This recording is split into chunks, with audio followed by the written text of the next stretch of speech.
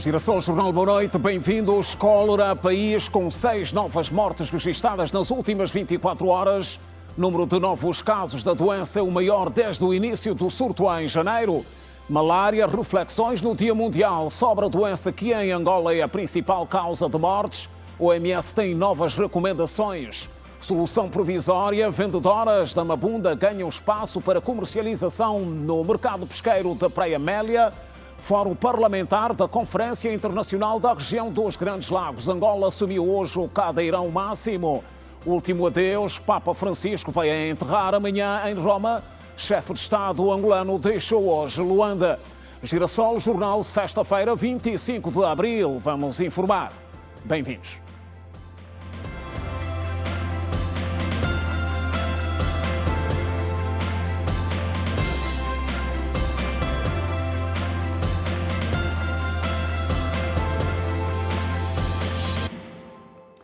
Outra vez, boa noite. No topo da atualidade, informação sobre a situação da cólera no país. O boletim informativo disponibilizado pelo Ministério da Saúde dá conta de 6 novas mortes ocorridas nas últimas 24 horas e um total de 323 novos casos da doença registados no mesmo período. A província de Benguela continua a ser o epicentro da cólera, com 176 novos casos registados nas últimas 24 horas. Estão atualmente internadas 591 pessoas, outras 226 receberam alta médica. O total cumulativo chegou aos 15.294. Desde o início do surto em janeiro, perderam a vida pela doença 530 pessoas.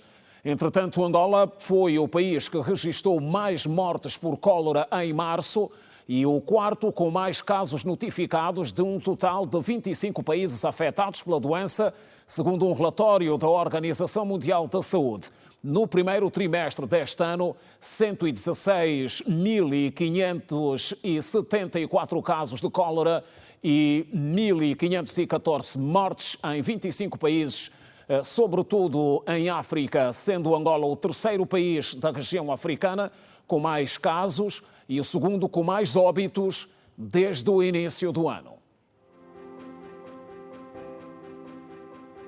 E a União Europeia promete apoiar Angola com 1.200.000 euros no combate à cólera, que de janeiro à presente data, como já referimos, resultou em mais de 500 mortos.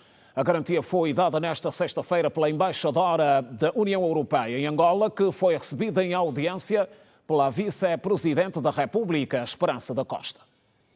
A União Europeia entende que há necessidade de haver uma parceria internacional na luta contra o combate à cólera que assola Angola desde o início do ano. Por isso, disponibilizou um apoio no montante de 1.200.000 euros, conforme avançou a embaixadora da União Europeia, Rosário Bento País. O apoio que a União Europeia neste momento está a dar em relação à cólera, ao combate à cólera, com 1.200.000 de euros, tanto através que está a ser implementado pela OMS e pela Unicef, e onde falámos exatamente dessa necessidade de haver uma parceria internacional nesta luta contra este flagelo e que, apesar de, obviamente, alguns progressos, é uma situação que ainda está por controlar. A diplomata que falava à imprensa no final da audiência que lhe foi concedida pela vice-presidente da República, Esperança da Costa, avançou, por outro lado, um investimento de 43 milhões de euros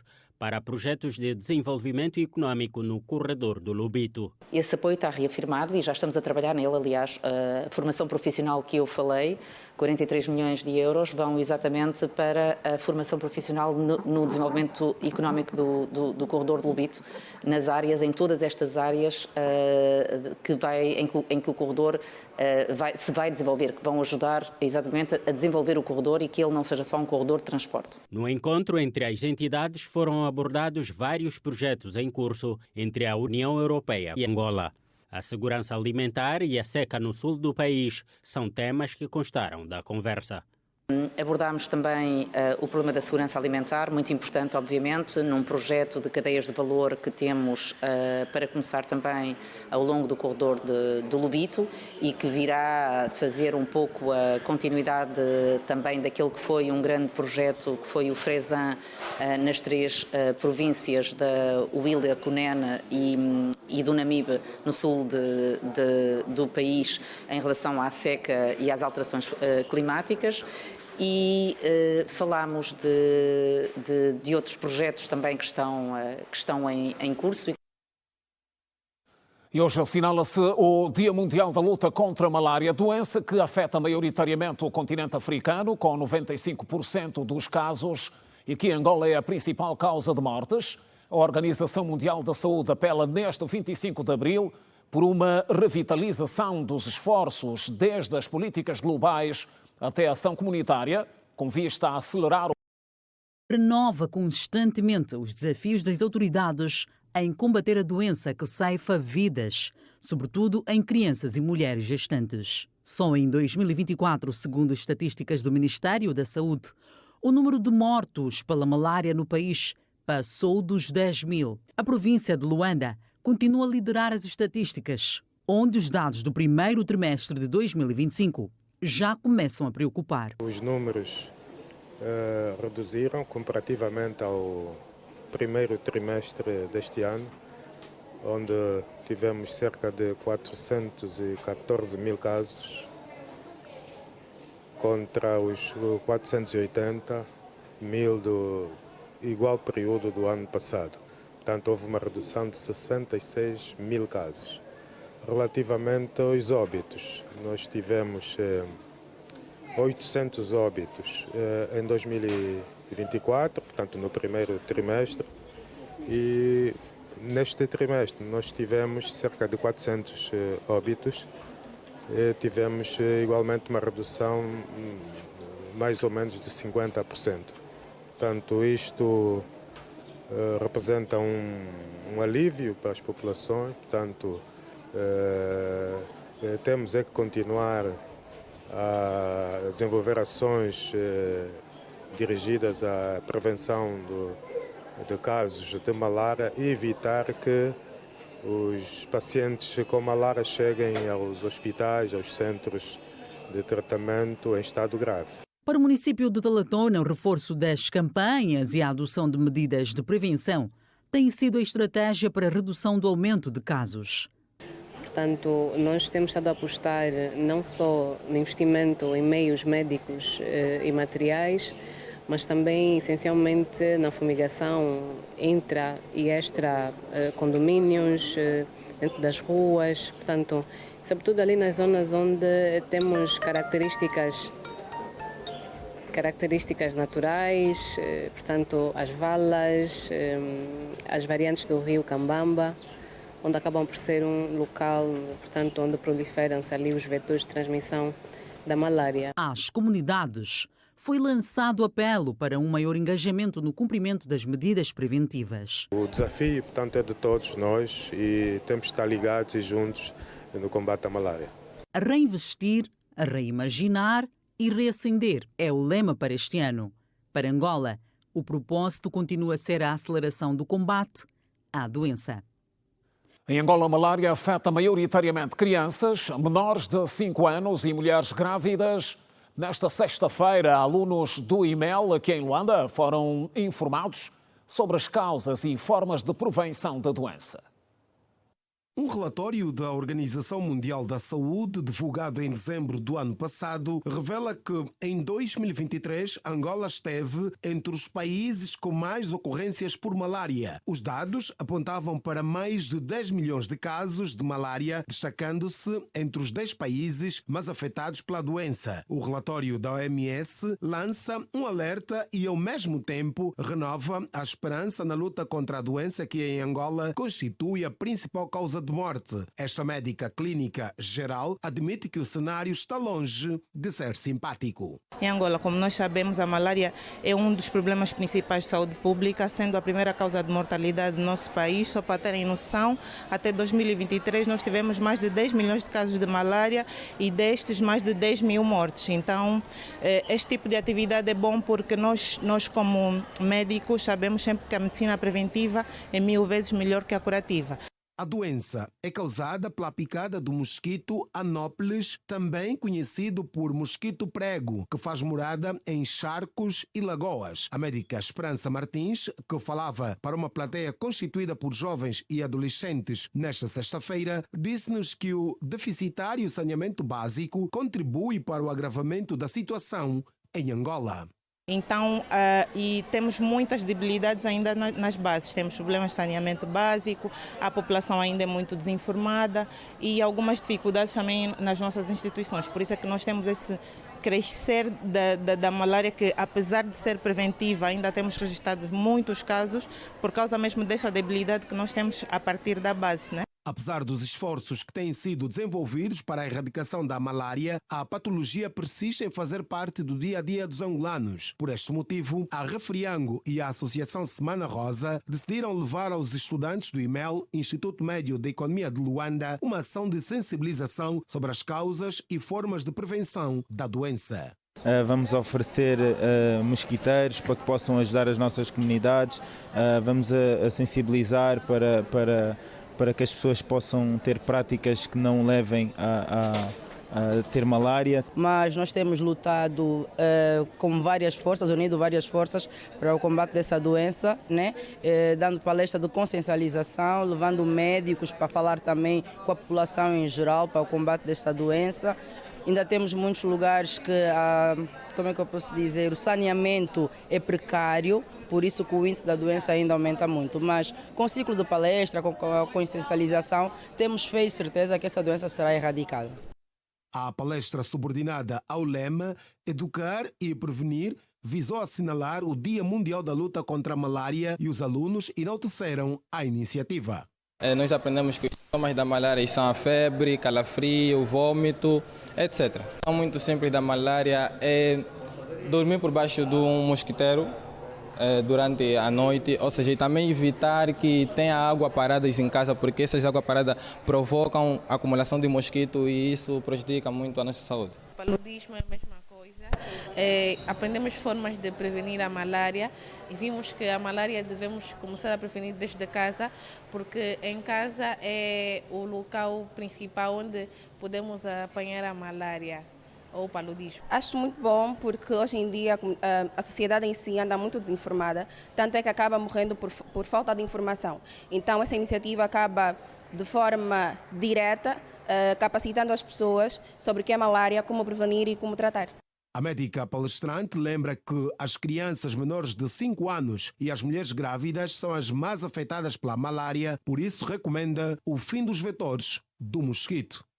Prontos, como nós todos sabemos que as águas paradas são os principais focos de replicação do mosquito, então terminarmos com as águas paradas é uma boa iniciativa. O uso de mosquiteiros, telas de proteção, repelentes e inseticidas são boas medidas para o controle da malária. Infelizmente, as crianças menores de 5 anos e as mulheres grávidas. Além da palestra, a Refriango fez a entrega de 1000 mosquiteiros ao Hospital do Prenda e às diversas famílias da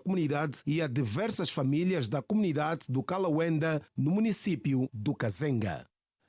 E sobre a estratégia de erradicação da malária em Angola, trazemos também a visão de estudantes universitários ouvidos pela nossa equipa nesta sexta-feira e que reafirmam a necessidade do país reforçar a aposta na melhoria da manutenção e gestão do saneamento básico e na educação, sobretudo comunitária. Para os estudantes de medicina da Universidade Privada de Angola, as medidas preventivas necessitam de maior reforço nas comunidades. Eles defendem que levar o conhecimento, sobretudo para as zonas rurais, é fundamental para que se alcance a meta da sua erradicação. É bastante visível que se nós não soubermos educar a nossa população, então nós não conseguimos adaptar as medidas de controle para essa mesma doença.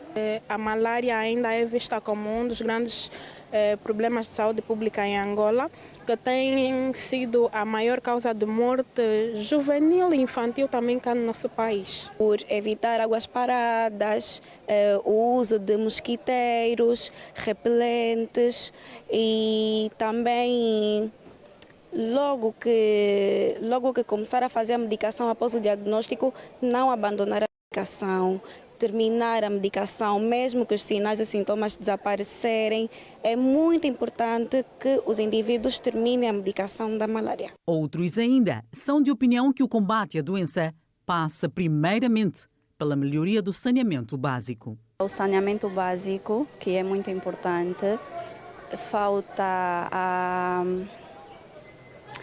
mais palestras. Acredito que devia-se aumentar um pouco mais os esforços, visto que a malária é uma das doenças que tem como causa principal a falta de saneamento básico. Entretanto, eu acredito que as nossas autoridades, deviam apertar um pouco mais na educação em saúde, nas comunidades e não só, de maneiras a que todo mundo esteja informado sobre as causas da malária, de maneiras que possam se prevenir e também, caso tenham essa doença, como devem progredir para o tratamento da mesma. Apesar dos progressos, dados indicam que Angola continua entre os 4 países africanos com o maior número de casos de cólera reportados em 2022, ao lado da Nigéria, República Democrática do Congo e Uganda. Ora, e a partir desta sexta-feira, as vendedoras do mercado da Mabunda passam a contar com um espaço provisório na Praia Amélia para comercializar o pescado. Na abertura do local, o diretor do Gabinete Provincial para o Desenvolvimento Integrado do Comércio disse que em breve o mercado da Mabunda volta a funcionar com capacidade para acolher até 2.500 vendedoras. Cerca de 100 vendedoras de pescado do mercado da Mabunda foram realocadas para um novo espaço, na Praia Amélia. Apesar deste reenquadramento, o sonho de regressar a Mabunda prevalece. Nosso mercado vai voltar já daqui a um mês, eu acho que nosso mercado vai voltar já, porque já está no fim. Nosso mercado daqui a um mês está pronto. O mercado da Mabunda daqui a um mês está pronto. Vamos voltar daqui a um mês, eu tenho uma esperança, porque estão a trabalhar com muita força. Há mais de 30 anos que Ana da Cruz exerce a profissão de peixeira, louva a iniciativa, mas tem receio devido à criminalidade na região. Estamos satisfeitos com esse mercado provisório e é só para dizer também que queremos mesmo reforço pela parte da polícia, porque aqui se escuta que tem muitos bandidos, quando assaltam a senhora, eles vão até essa montanha. Por sua vez, Marcelina Ferraz fala dos constrangimentos de comprar o peixe na Mabunda e depois levá-lo até a Praia Amélia para revender. Vendíamos no beco, vendíamos à frente da escola, mas aqui já estamos bem. Agora vamos comprar na Camuxiba, lá na Mabunda, e vamos vir aqui. É complicado. É muito complicado, é mesmo complicado, não sei como é que vai ser. Esta vendedora, Felizmina Serafim, afirmou que precisam de casas de processos para conservarem o peixe. Não temos processo, às vezes vai vir a mercadoria de noite e vamos precisar de um sítio que é para conservar o peixe e aqui nós não temos. Nós queríamos também que aqui metessem um processo que é para nós podermos conservar os nossos peixes, porque peixe sem conservação estraga. Nesta sexta-feira, a Administração Municipal da Samba, em colaboração com o Governo Provincial, realizaram a abertura do mercado provisório da Praia Amélia. A administradora Lloyd Faria avançou que foram criadas as condições para a venda, tendo em conta o surto de cólera que afeta o país. Estamos satisfeitos, depois de um árduo trabalho, depois de um mês de trabalho, juntamos aqui várias sinergias, desde o Ministério do Ambiente, das pescas, também algumas áreas do GPE. Houve necessidade das senhoras fazerem primeiro um exame por causa da cólera. Elas estão todas identificadas consoante ao resultado do exame da cólera.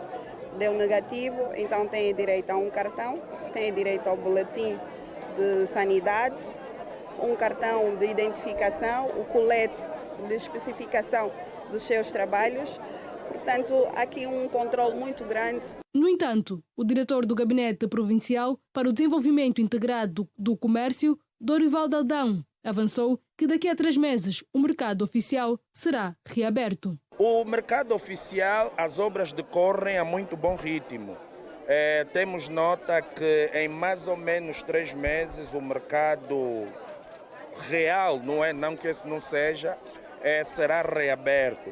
O que nós estamos a fazer no mercado, por orientação de Sua Excelência, Sr. Governador da província, é ampliar o mercado e criar maior condições, quer de acesso, quer também de número de bancadas. Estamos quase a duplicar ou a triplicar o número de bancadas. Serão construídas no novo mercado, com novos acessos, com todas as condições que um mercado de facto possa ter. O mercado provisório da Praia Amélia conta com mais de 100 bancadas, casas de banho e uma área reservada para separação de lixo e um local para escamação de peixe.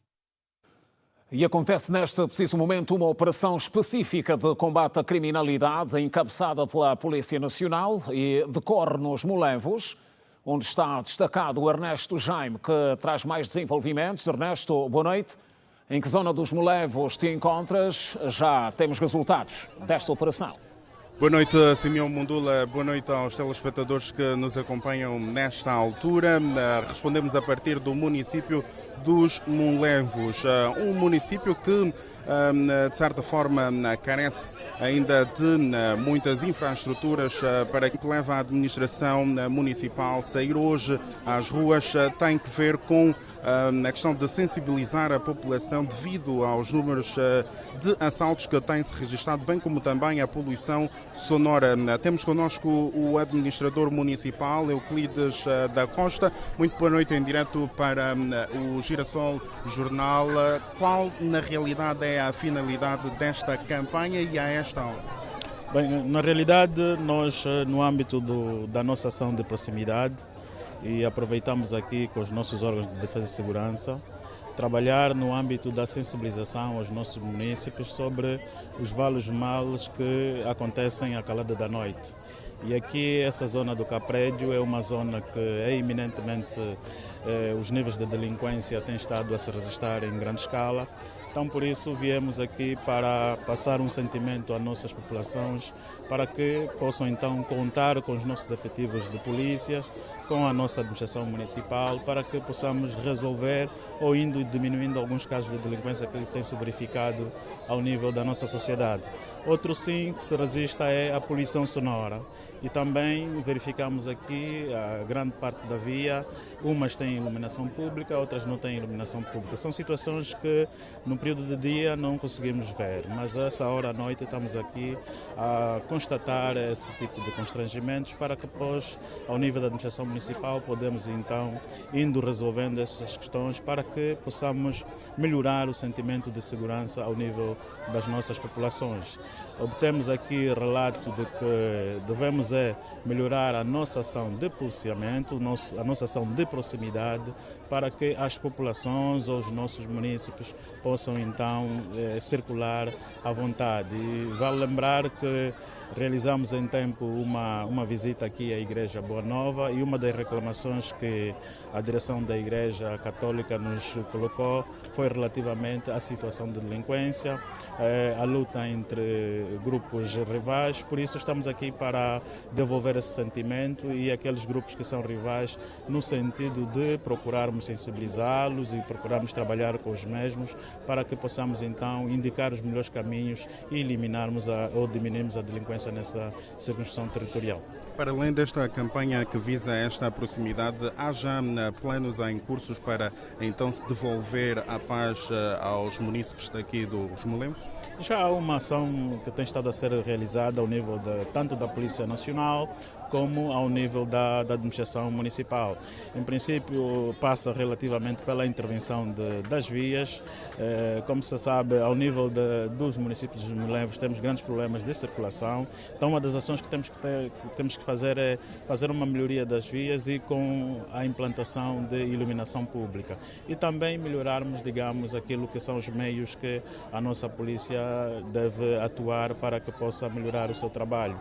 Recentemente, Sua Excelência o Governador entregou meios à Polícia Nacional e nós aqui ao nível do Mulenvo beneficiamos de meios e muito recentemente tivemos a oportunidade de ter um despacho com Sua Excelência o Governador e que nos próximos dias vamos receber mais meios e vamos entregar à nossa Polícia Nacional para que possam então realizar com zelo e dedicação o trabalho que lhes é cabido para melhorar o sentimento de segurança ao nível das nossas comunidades. A população também reclama da questão da poluição sonora.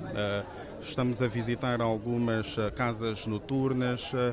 Qual é o procedimento que se vai usar caso se registre esse problema das casas noturnas e músicas altas incomodar os vizinhos? Como é que vai ser apreender os equipamentos? Qual vai ser o procedimento? Hoje estamos a fazer uma ação de sensibilização, no sentido de consciencializar os nossos munícipes para que possamos então observar as normas de convivência pública, porque independentemente de eu ter um estabelecimento comercial ou de eu ter uma atividade noturna, não devo incomodar os nossos vizinhos. Então, no âmbito daquilo que é a ação de sensibilização, hoje não estamos a fazer uma ação coerciva, estamos a sensibilizar os nossos munícipes sobre as medidas que devem observar no período da noite em relação à música, em relação aos decibéis. Por essa razão estamos aqui hoje, fizemos já uma sensibilização a vários munícipes no sentido de baixarem a música para que nas próximas vezes então possamos atuar no âmbito da possibilidade.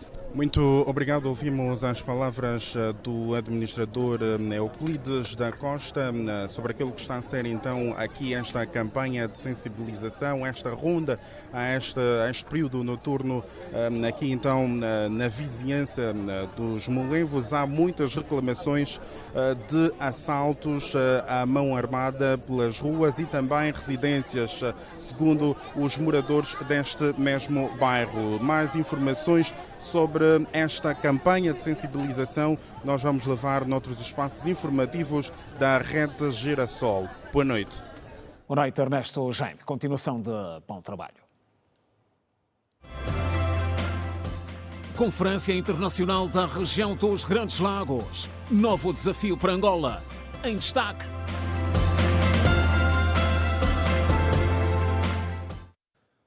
E continuamos a informar no Girassol Jornal. O chefe de Estado angolano, João Lourenço, deixou na manhã desta sexta-feira o país com destino a Roma, Itália, para participar na cerimónia fúnebre do Papa Francisco, que acompanha de membros do governo. Acompanha o chefe de Estado nesta viagem a primeira-dama da República, Ana Dias Lourenço. Prevê-se que o funeral do Papa Francisco reúna entre 150 a 170 delegações estrangeiras, incluindo aproximadamente 50 chefes de Estado e de governo.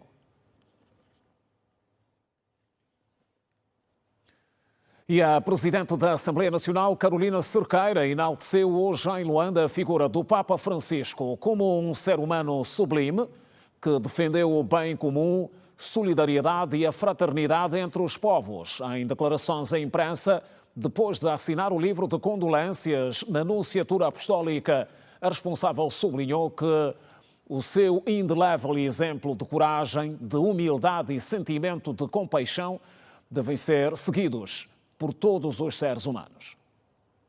Para a Presidente da Assembleia Nacional, Carolina Cerqueira, a lição deixada pelo Sumo Pontífice deve servir de exemplo para os legisladores, de modo a transformar o país em que cada um possa encontrar a estabilidade social. Nós gostaríamos de deixar aqui a nossa consternação, os nossos pêsames e a nossa dor pela perda de tão sublime figura. Pensamos que o seu indelével exemplo de coragem, de humildade, de comiseração, de entrega ao próximo e defesa do bem comum e da solidariedade e fraternidade entre os povos é uma grande lição que nos deixou. E pensamos que nós, enquanto legisladores, deveremos ter essa serenidade, essa sabedoria, o bom senso e, sobretudo, o sentido de missão para cumprirmos com o nosso papel e o nosso dever a favor de uma Angola próspera, unida e que cada um dos seus filhos possa pensar num futuro que nos traga muita estabilidade, muita paz e, sobretudo, muita solidariedade humana.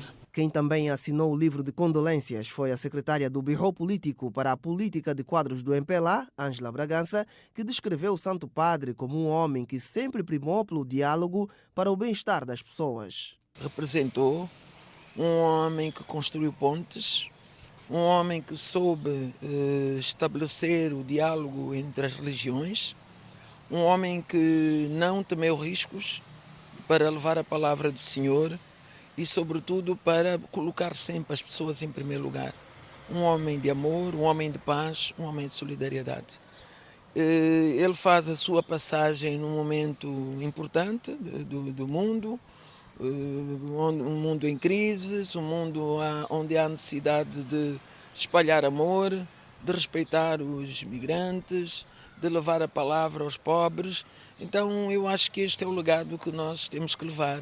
E sendo a direção política do MPLA, esta mensagem para nós é uma mensagem que coincide bem com aquilo que é o ideário, o programa e a política do MPLA. Portanto, nós temos que a implementar, sobretudo, ali onde há os mais vulneráveis. É um Papa que deixa um legado na sua múltipla dimensão. Falar do Papa Francisco não nos podemos limitar em 2 em 3 minutos, porque é um poço de riqueza, uma presença divina entre nós, em Angola e no mundo em geral. E a juíza presidente do Tribunal Constitucional, Laurinda Cardoso, destacou o legado deixado pelo Papa Francisco, que sempre primou pela justiça social e pela manutenção da paz. Ao longo destes 12 anos de pontificado, conseguimos aprender e acompanhar de Sua Santidade, que é a mensagem de humildade, o exemplo de humildade, a luta, no bom sentido, pelas questões da justiça, da equidade e da manutenção da paz também. Francisco, o primeiro Papa não europeu e jesuíta da história da Igreja Católica, faleceu nesta segunda-feira, aos 88 anos, na sua residência na Casa Santa Marta, no Vaticano. O Papa Francisco vai a sepultar amanhã em Roma. Esta sexta-feira está a ser ainda marcada pela chegada de delegações governamentais e religiosas convidadas para testemunhar o funeral do Santo Padre, que morreu na última segunda-feira, aos 88 anos. O Vaticano informou que mais de 150 mil pessoas prestaram homenagem ao Papa Francisco na Basílica de São Pedro até o meio-dia desta sexta-feira, dia do fim do velório. A penúltima atualização, referente ao período matinal, indicava que de quarta-feira até às 7 horas de hoje, mais de 128 mil pessoas haviam passado pela capela mortuária do Papa Francisco na Basílica de São Pedro, no Vaticano. O fim do velório antecede o dia do funeral este sábado, uma cerimônia que deve ser testemunhada de perto por mais de 200 mil pessoas, entre chefes de Estado, incluindo o presidente angolano João Lourenço, monarcas, chefes de governo, representantes diplomáticos, líderes de instituições internacionais, entre outros, além dos que vão acompanhar pelas plataformas digitais e meios convencionais. Estima-se que se façam presentes em Roma 170 delegações, numa altura em que 130 já confirmaram presença. Várias comitivas já começaram a chegar a Roma para participar do último adeus ao 266º Papa da história católica. Pelo impacto global da cerimónia fúnebre do Papa, as autoridades italianas reforçaram as medidas de segurança. De acordo com a polícia de Itália, cerca de 2.000 efetivos locais estarão de plantão, acompanhados por milhares de outros agentes das forças de segurança nacionais. As medidas de segurança incluirão patrulhas, drones, um dispositivo militar para neutralizar objetos voadores hostis e atiradores de elite. As ruas ao redor do Vaticano serão fechadas ao tráfego no sábado e as autoridades estarão a avaliar a melhor rota para a procissão que levará o caixão do funeral até a Basílica de Santa Maria Maggiore, onde Papa Francisco escolheu ser enterrado. Nas operações de segurança estão envolvidos atiradores furtivos, unidades antiterrorismo e equipas de bombeiros, treinadas em ataques químicos e biológicos. Outras condições também foram criadas. Segundo a agência Lusa, 3.000 voluntários serão mobilizados pela Proteção Civil italiana. Haverá 55 equipas médicas espalhadas ao longo do cortejo fúnebre, bem como 11 postos médicos avançados e 52 ambulâncias adicionais para se juntarem à frota já existente. Para quem desejar viajar a Roma de comboio, 260 mil lugares serão disponibilizados pelo Estado. Além disso, 500 lugares para estacionamento de autocarros, caminhonetas e outros meios em Roma e arredores foram reservados.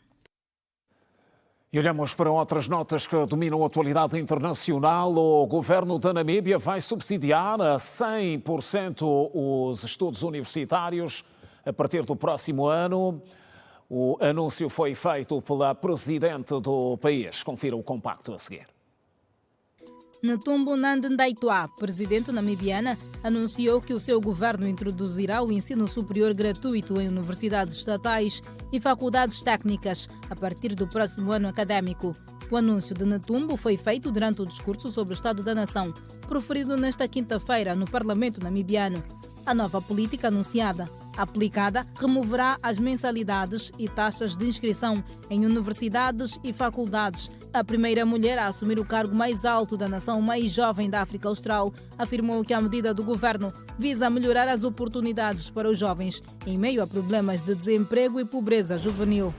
O presidente da República de Portugal, Marcelo Rebelo de Sousa, pediu hoje que evocações de datas como o 25 de abril sejam mais doação do que proclamação e que se procure novos caminhos e novas metas com espírito exigente e renovador. Rebelo de Sousa falava na sessão solene comemorativa do 51º aniversário do 25 de abril de 1974, ao discursar pela última vez como presidente da República, por ocasião da data marcada pela Revolução dos Cravos. Marcelo Rebelo de Sousa também homenageou o Papa Francisco, por quem o país decretou dias de luto nacional. Inspirado na figura do Sumo Pontífice, Marcelo aproveitou para lembrar que os pobres e os desfavorecidos continuam a ficar para trás. Ticelito, como é conhecido entre os angolanos, disse que apesar de todas as conquistas de abril, há ainda o que se cumprir e há novos e velhos dramas sem resposta. O exército indiano destruiu hoje com explosivos 2 casas identificadas pelas autoridades como pertencentes às famílias dos autores do atentado, que matou 26 civis na terça-feira em Pahalgam, na Caxemira indiana, de acordo com a polícia local. O ataque, o mais mortífero contra civis na região desde 2000, provocou uma forte deterioração nas relações entre a Índia e o Paquistão. Nova Delhi culpou Islamabad, que negou imediatamente a responsabilidade. A polícia publicou os esboços dos 3 suspeitos de serem os atiradores, 2 dos quais são cidadãos paquistaneses. De volta ao país, a presidente da ordinária da Assembleia Plenária, que terminou nesta sexta-feira aqui em Luanda. Mudaram-se as cadeiras. Carolina Cerqueira tomou posse nesta sexta-feira como presidente do Fórum Parlamentar da Conferência Internacional da Região dos Grandes Lagos. Em seu discurso, a presidenta, agora em exercício, reconheceu que não será uma tarefa fácil e já traçou os pontos a serem atacados neste novo cargo. Apesar dos avanços na República Centro-Africana, a paz ainda é frágil. A estabilidade interna não pode ser garantida enquanto a situação regional permanecer instável.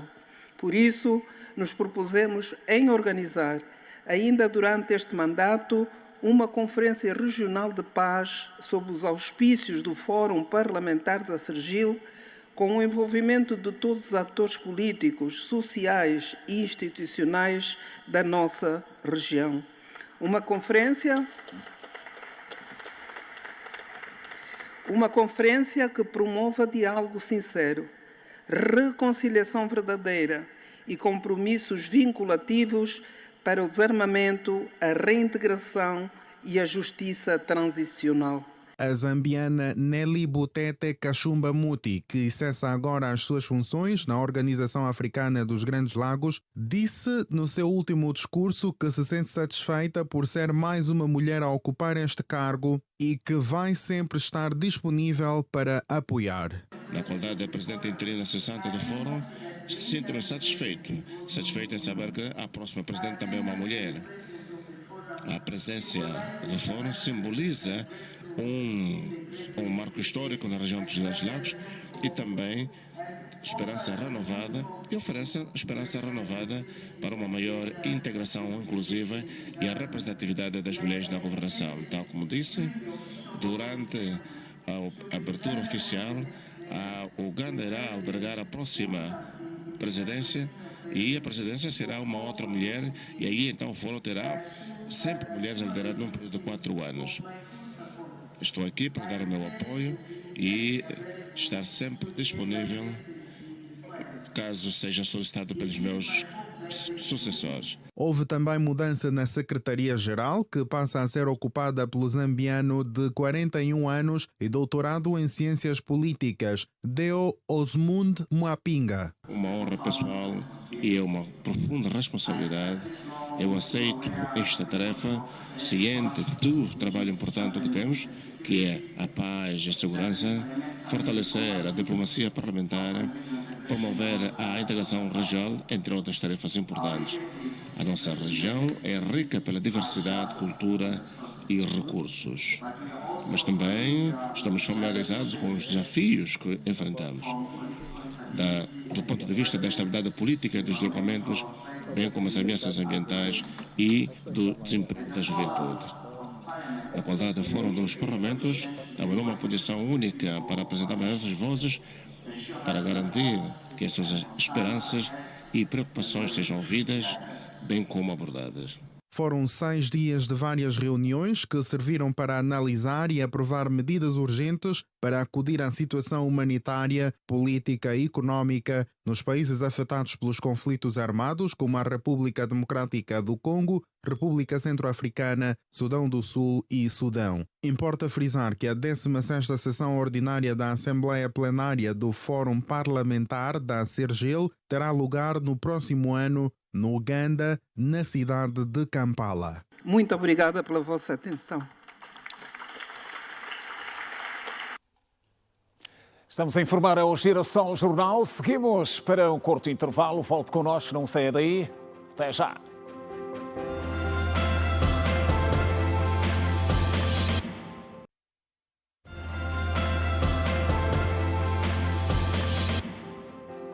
Está de volta a informação no Girassol Jornal. Mais de 30 mil processos passaram pelo crivo dos juízes de garantias nas unidades de apoio instaladas nos tribunais de comarca de todo o país. Isso desde a sua entrada em funções em maio de 2023, por deliberação do plenário do Conselho Superior da Magistratura Judicial.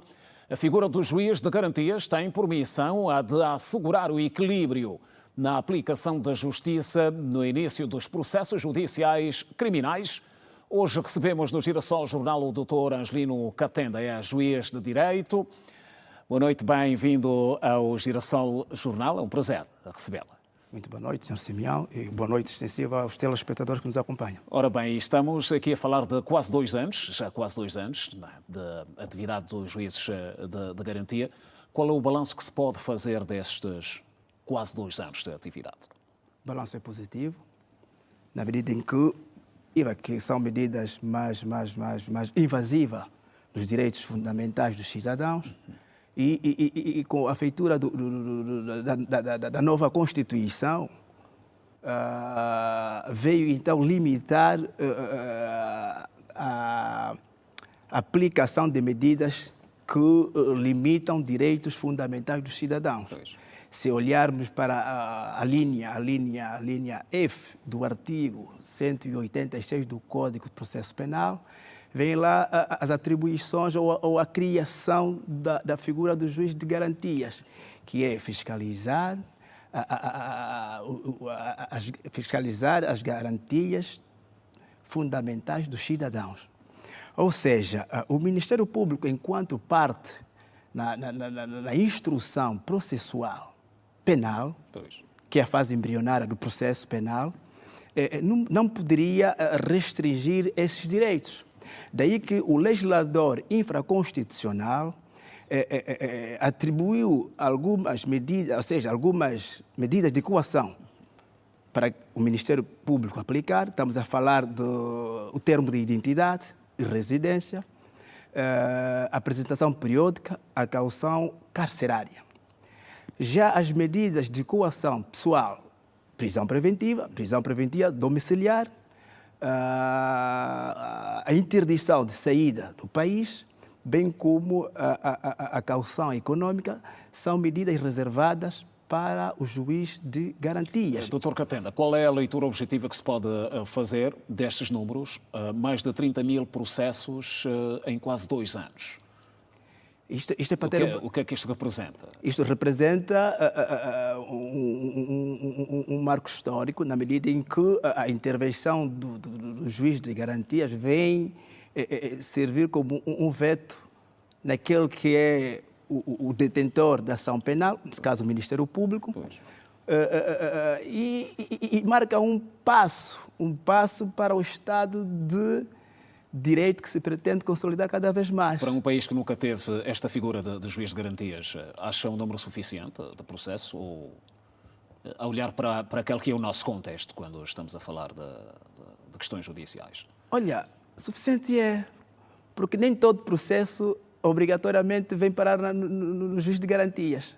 O Ministério Público, quando verificar que, de facto, sobre a infração que presumivelmente o cidadão terá praticado e verificar a moldura penal inferior a 3 anos de prisão, no seu limite máximo, ele pode aplicar uma medida não privativa de liberdade, termo de identidade de residência e apresentação periódica.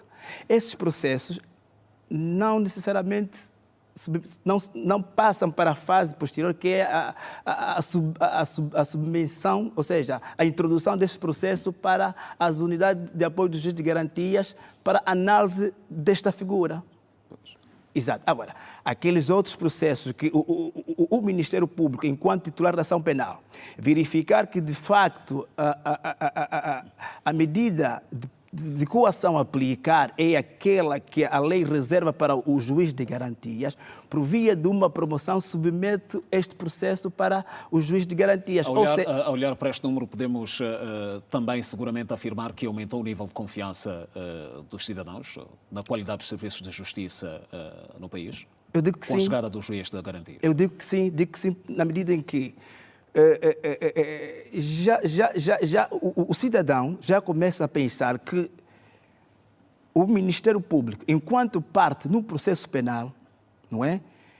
E ao remeter o processo para o juiz de garantias, este juiz que vai fiscalizar se de facto é passível ou não da aplicação de uma medida de prisão preventiva e que, em alguns casos, depois da análise do juízo indiciário feito, o juiz de garantia chega à conclusão que, de facto, não é necessário.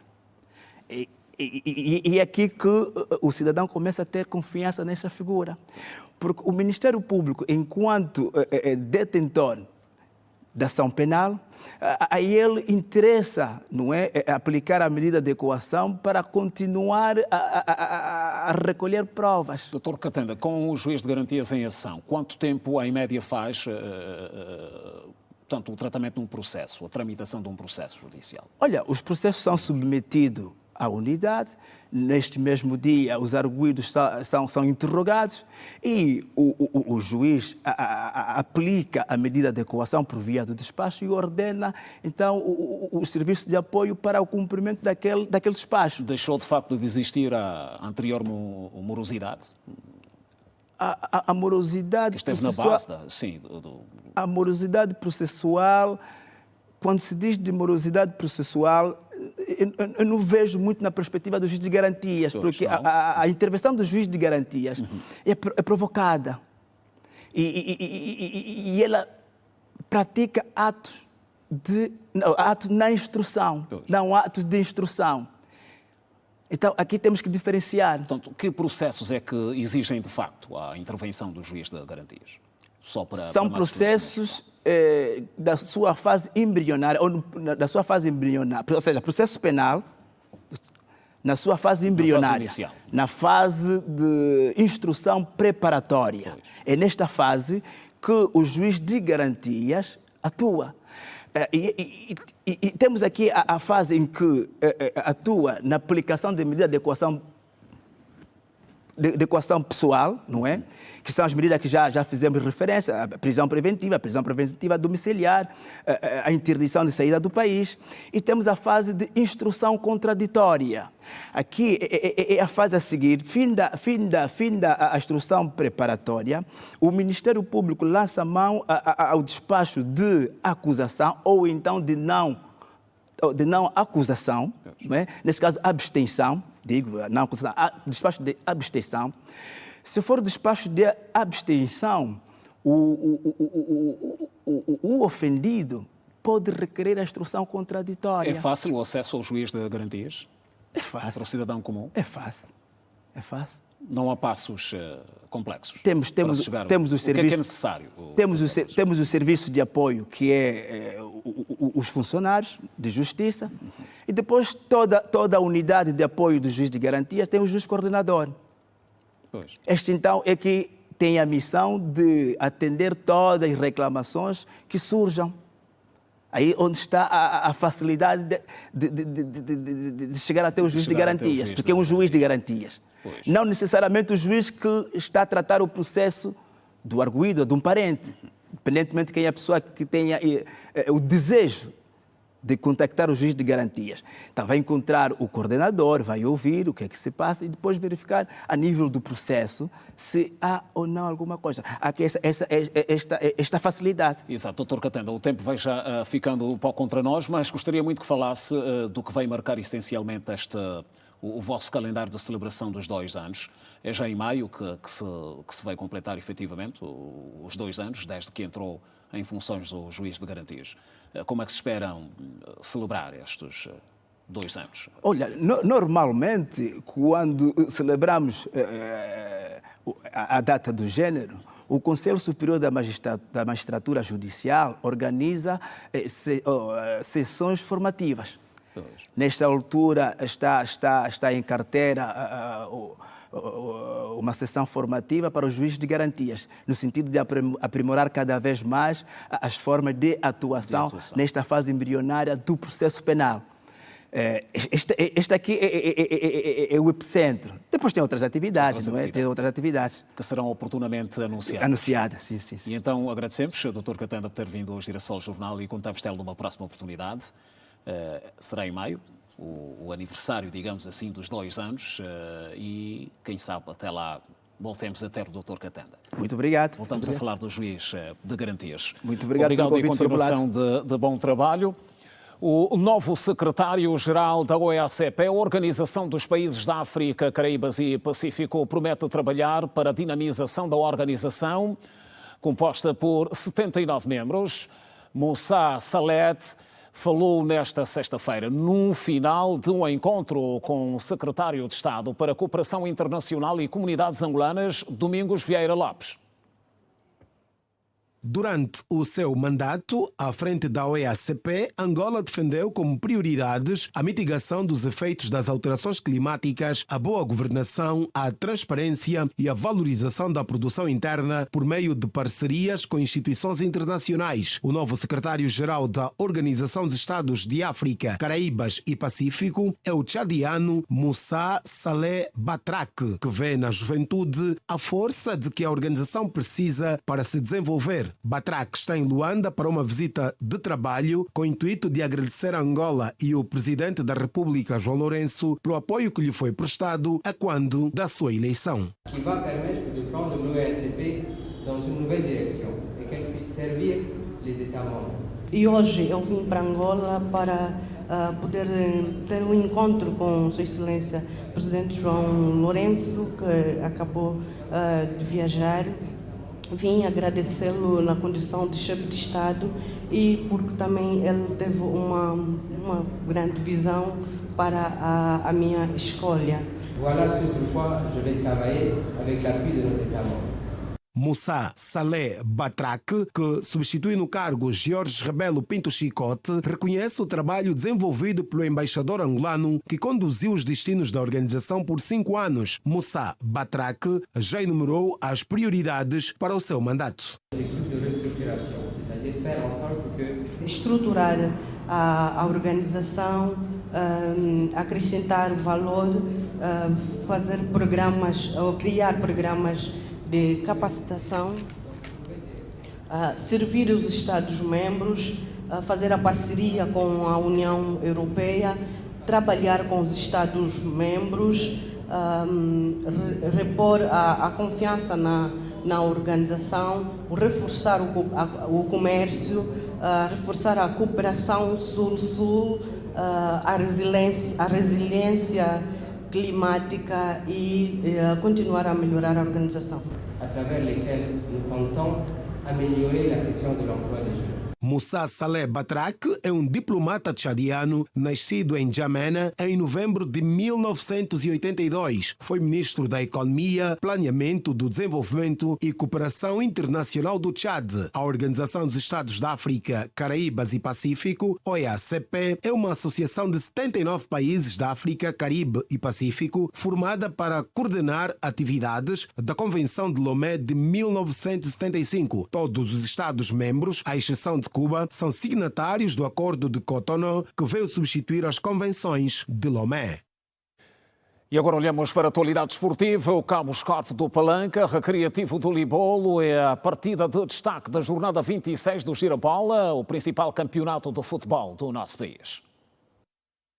A bola volta a rolar nos diversos estádios espalhados pelo país neste fim de semana. Na partida de campeões, o Cabo Escorpe do Palanca, que já conquistou o Girabola em uma ocasião, é 10º classificado com 30 pontos e recebe o Libolo tetracampeão nacional, 12º com 26 pontos. A partida acontece neste sábado no Estádio Municipal dos Coqueiros, na Baixa Antiga de Luanda, às 16 horas. O campeão em título e líder do campeonato nacional, Petro de Luanda, que soma 58 pontos, terá pela frente o Desportivo da Lunda Sul, também no sábado, às 16 horas, no Estádio 11 de Novembro. O mais direto perseguidor ao título do Petro, o Bilhete de Benguela, que tem 55 pontos na tabela classificativa, joga em casa diante do Interclube, 8º com 35. A partida acontece no domingo, às 16 horas no Estádio Nacional de Ombaca, em Benguela. O 1º de agosto, o terceiro classificado com 47 pontos, terá uma tarefa dificílima no reduto do São Salvador do Congo, 6º com 36. O jogo acontece no sábado, às 15. No estádio Jonas Kufuna Mundo Nduleno, no Luena, província do Mochico, o Bravos do Maqui, que ocupa o 5º posto com 38 pontos, defronta a Académica do Lubito, 9º com 30 pontos. Na luta pela manutenção, o Santa Rita de Cássia, último classificado com 14 pontos, vai receber o Luanda City, 13º com 22. O jogo acontece no domingo. Ainda no domingo, o Desportivo da Huila terá pela frente o Carmona do Is, jogo marcado para o Estádio Nacional Tundavala, no Lubango. Por fim, o Isaac de Benguela, 14º com 19 pontos, recebe o Sagrada Esperança, 4º classificado, com 42. O avançado do Bilhete de Benguela, Caporal, com 22 golos apontados, comanda a lista dos goleadores da edição 2024-2025 do Girabola, Alegria do Povo. É o Giração Jornal. Continue ligado a nós. Voltamos a seguir. Até já.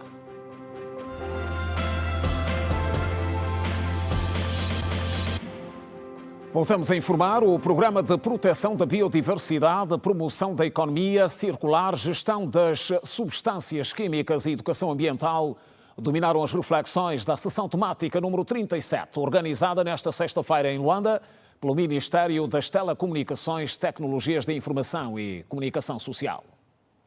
A promoção e conservação da biodiversidade e do ambiente estiveram em evidência na sessão temática desta sexta-feira. O secretário de Estado para o Ambiente, Yuri de Sousa Santos, destacou o Plano Nacional de Eliminação Progressiva de Plásticos. A sua produção está na ordem dos 19%. Um dos destaques que foi aqui realçado é o recém-aprovado Plano Nacional de Eliminação Progressiva dos Plásticos. Como é do conhecimento de todos, a nossa produção de resíduos é muito elevada. Nós estamos a falar na ordem das 19 mil toneladas de resíduos por dia. E 39% destes resíduos são orgânicos e 29% destes resíduos são de plásticos. Portanto, infelizmente, a taxa de reciclagem ainda está na ordem dos 10%. Portanto, nós ainda temos um grande desafio pela frente. Isto quer dizer que grande parte dos resíduos não estão a ser reciclados ou estão a parar em aterros, ou como temos visto, têm poluído o nosso ambiente. Então nós trouxemos O Secretário do Estado para a Comunicação Social, Nuno Caldas Albino, disse que é importante que todos trabalhemos para a divulgação e preservação do meio ambiente. Todos nós possamos trabalhar na promoção da educação e da consciencialização da nossa população, das empresas, das instituições, das organizações, para a preservação e proteção do nosso ambiente. A nível do Serviço Público de Comunicação Social, portanto, nós temos em toda a pauta dos órgãos de comunicação social programas, sobretudo debates sobre o ambiente. Temos de igual forma nos espaços infantis ações ou conteúdos de proteção e prevenção ambiental. Nuno Caldas Albino disse ainda que muito em breve o programa Minuto Ambiente voltará a ser exibido, olhando de forma particular para as crianças. Com conteúdos diversificados sobre o ambiente, olhando sobretudo para as nossas crianças, os nossos adolescentes, para que sejam eles, desde a infância, os principais provedores e veículos de transmissão de conteúdos sobre o ambiente. Nesta sessão temática, falou-se também do projeto de proteção e conservação da Palanca Negra Gigante, que foi elaborado a operação de censo e marcação da palanca com vista na monitorização e preservação dos animais. O líder da bancada parlamentar da UNITA disse hoje em conferência de imprensa realizada aqui em Luanda que não há necessidade de se alterar a forma, o conteúdo ou o método de recolha e tratamento dos dados identitários dos cidadãos para se realizar eleições no país. A conferência desta sexta-feira teve um único objetivo. Convidamos a imprensa para falarmos das diferenças críticas entre as propostas do Executivo e os projetos de lei do Grupo Parlamentar da UNITA.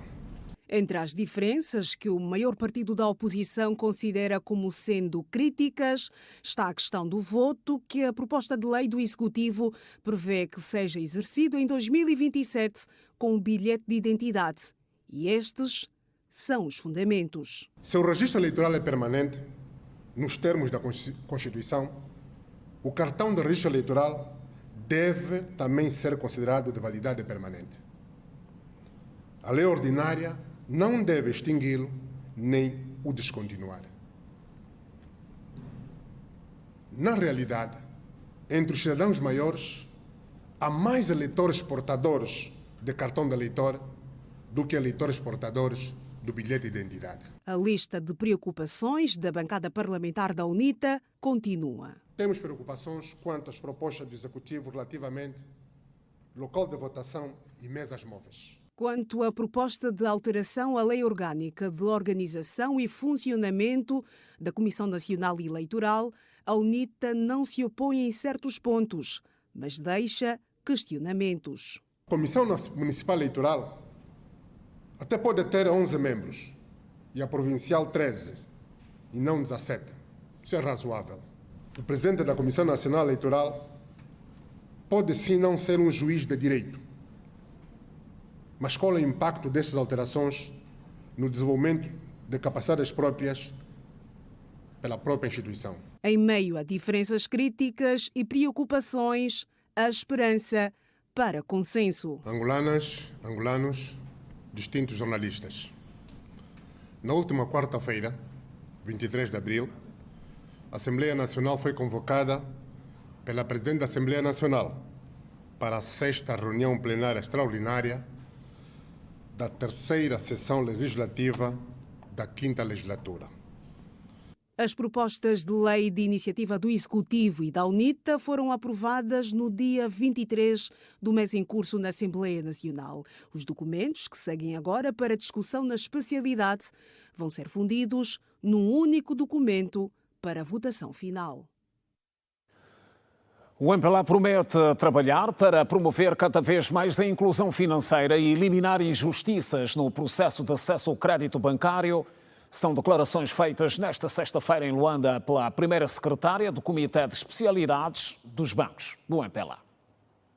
A profissão bancária exige dos seus trabalhadores sigilo, modéstia, rigor, transparência, confiança e certeza operacional. A exclusão dos serviços financeiros, a falta de clareza nas instituições bancárias, bem como a inclusão financeira, preocupam o Comitê do MPLA de Especialidades dos Bancários. Face a estes fatores, realizaram nesta sexta-feira uma palestra com o tema Ética no setor bancário angolano. Infelizmente, ainda enfrentamos situações de injustiça ao crédito bancário. Falta de clareza nas informações bancárias e muitas comunidades continuam excluídas dos serviços financeiros básicos. Há sinais de mudança. O Banco Nacional de Angola tem feito esforços para melhorar a supervisão dos bancos, combater a corrupção e promover a inclusão financeira, principalmente para os que vivem nas zonas mais recônditas. O que queremos é um sistema bancário que respeite o cidadão. O sistema financeiro angolano conta com mais de 20 bancos e estima-se que mais de 23 mil trabalhadores funcionam neste setor. Acompanhar a dinâmica da sociedade no que concerne às reclamações e reforçar a ética e a moral para servir o cidadão é o objetivo do Comitê de Especialidades Bancárias do MPLA. Por melhor atendimento, nós acompanhamos, por exemplo, no setor bancário os bancos muito cheios, com filas enormes, nos ATMs com filas enormes. Muitos reclamam o mau atendimento em algumas instituições e na banca também vai acontecendo. E então o MPLA em si vem reforçar este compromisso com a ética, com a moral, com quadros bem qualificados para poder servir o cidadão. De acordo com o BNA, mais de 15 milhões de angolanos adultos possuem uma conta bancária. Neste quesito, é importante elucidar a sociedade porque algumas instituições bancárias não cumprem com as normas éticas. Temos notado o rompimento éticos profissional em algumas instituições. Eu não falo só de bancos. Nós falamos também de todas as organizações e todos os seus intervenientes. Esses intervenientes que são as pessoas que operam com o trabalho que é feito. Há rompimento, temos assistido, temos uma camada, se posso assim dizer, de profissionais que têm quebrado estes princípios. E nós estamos aqui hoje que é para então elucidarmos os nossos camaradas, a sociedade civil, como devemos nos transformar diante dos desafios face à nossa cultura. Informamos por hoje no Girassol Jornal. Voltamos amanhã à mesma hora. Continuação de boa noite. Vá-se bem.